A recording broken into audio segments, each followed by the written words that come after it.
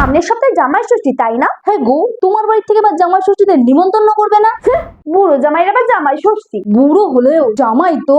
আর তাছাড়াও বাড়ি বড় জামাই আমি। হ্যাঁ হ্যাঁ, সেই তো, যেখানে ছোট জামাই ইম্পোর্টেড ড্রাগন ফল আর এদিকে বড় জামাই পাতি কাঁঠাল। হ্যাঁ, তাতে সমস্যার কি আছে? ওরা বিদেশি, আমরা দেশি, ব্যাস। তোমার আর সমস্যা কিসের? সমস্যা তো আমার। কেন, তোমার কিসের সমস্যা? সবই যখন বলে ওরা এসিতে থাকে, কত ভালো প্যাকেজিং এখানে আসে, তখন আমাদের অবস্থার কথা ভেবে লজ্জায় আমার মাথা হিট হয়ে যায়। দেখো মা, অন্যের ভালো অবস্থা দেখে দুঃখ পাওয়ার কিছুই নেই। আমরা যেমন আছি ভালোই আছি, কোনো কিছু তো আর অভাব নেই। আর তাছাড়াও যতই বিদেশ ফল আসুক, আম জাম কাঁঠাল লিচু জামা ষষ্ঠীতে আর চাই কিছু?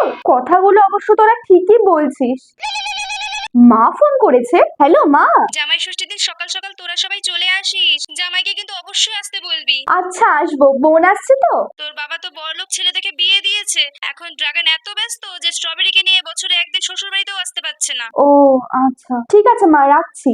ভাগ্যিস আমাদের অত টাকা নেই, না হলে তো কাছের মানুষদের সাথে সময় কাটাতেই ভুলে যেতাম।